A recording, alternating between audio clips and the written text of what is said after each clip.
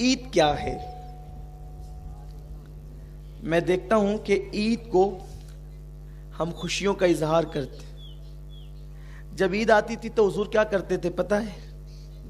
اب ذرا یہاں دھیان سے سنیں. حضور کی نبوی عید، سنت والی عید کیا ہے؟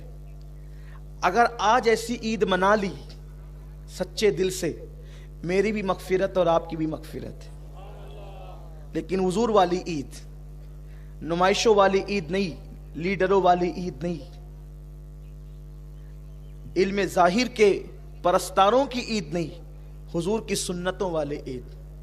جب عید آتی تھی تو حضور علیہ السلام یہ کرتے تھے کہ جتنے جنگی قیدی ہوتے، جنگی قیدی جن کو قید میں ڈالا جاتا، حضور فرماتے قصور کچھ بھی ہو چھوڑو، آج ہماری عید آ گئی، ان سب کو آزاد کر دو. حضور سب کو چھوڑ دیتے تھے، سب کو معاف کرو.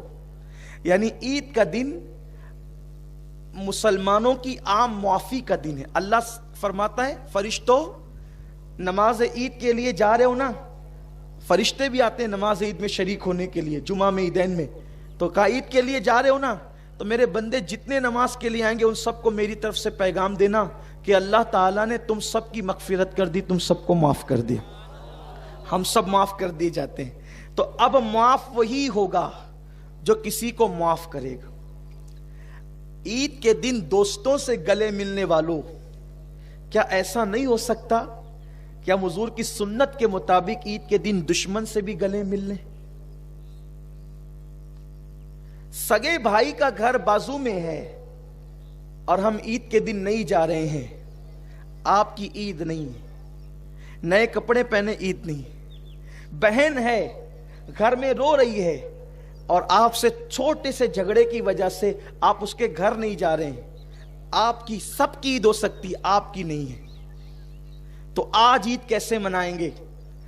آپ کو کسی نے کتنی بھی تکلیف پہنچائی ہے، کتنی بھی اذیت پہنچائی ہے، اس کو معاف کرے. کیا سوچ کے معاف کرے؟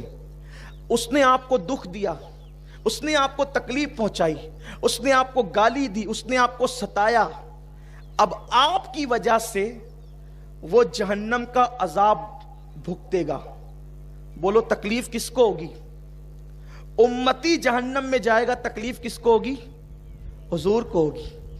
سمجھ رہے ہیں آپ؟ میری بات آپ کی سمجھ میں آ رہی ہے؟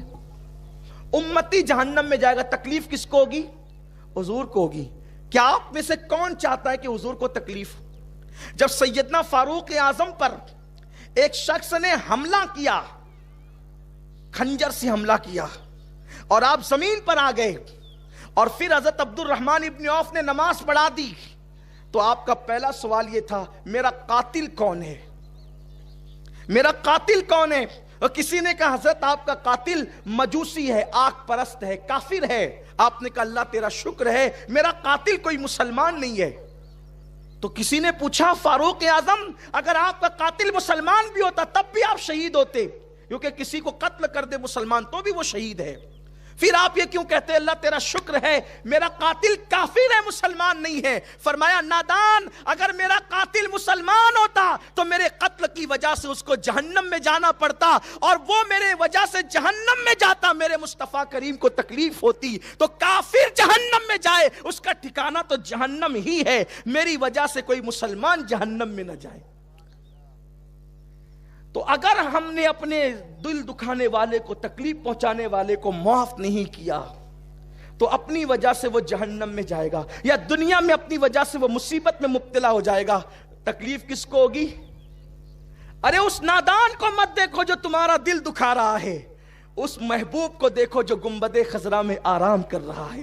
اس لیے اگر بھائی نے دل دکھایا، بہنوں نے دل دکھایا، دوستوں نے دل دکھایا، احباب نے دل دکھایا، اور وہ اہل ایمان ہے، تو نماز شروع ہونے سے پہلے میں آپ کو آپ کے نبی کا واسطہ، میرے نبی کا واسطہ دے کر کہتا ہوں، گردن جھکا کر آدھے منٹ کے لیے ان بندوں کا تصور کر لو اور عرض کرو اللہ میرے دل دکھانے والے، مجھے تکلیف پہنچانے، مجھے ستانے والے کو صرف تیرے محبوب کی خوشی کے لیے میں معاف کرتا ہوں. اگر آپ نے ایسا کر دیا اور ہو سکے تو یہاں معاف کر کے ذرا جا کر اس کو اطلاع بھی دے دینا، یا میسج بھی کر دینا، یا فون بھی کر دینا کہ بھئی میں نے تجھے معاف کر دیا. اگر ہو سکے تو، ورنہ اتنا معاف کرنا ہی کافی ہے. بولو ہو سکتا ہے ایسا؟ ہو سکتا ہے ایسا؟ بہن بھائی رشتہ دار اگر روٹھے ہوں تو ہم آج کے دن ان کو منا لیں. اور یہ دن آتا ہی اسی لیے. دیکھو اور دن ملنے کے لیے جاؤ گے نا تو آپ کو اچھمبا لگے گا، اجنبی پن لگے گا، یار یہ کیا ہو گیا. لیکن عید کے دن جاؤ گے نا تو لوگوں کو، اس کو بھی شوق ہوگا اور آپ کو بھی شوق ہوگا کہ یار تو ہے ہی آج کا عید کا دن نا، تو آج معافی کا دن ہے. بولیے ایسا ہو سکتا ہے؟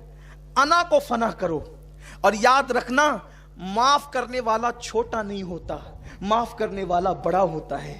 اور یہ بھی یاد رکھنا معاف کرنے والا ستانے والے سے زیادہ بہتر ہوتا ہے. حضور کو مکے کے کافروں نے کتنا ستایا، لیکن جب وہ سامنے کھڑے رہے تو حضور علیہ السلام نے ان سے فرمایا بتاؤ تمہارے ساتھ کیا سلوک کروں. انہوں نے کہا تھا آپ کریم ابن کریم ہے، آپ سے تو کرم کی امید کی جا سکتی ہے. حضور فرماتے ہیں جاؤ میں نے تم سب کو معاف کر دیا.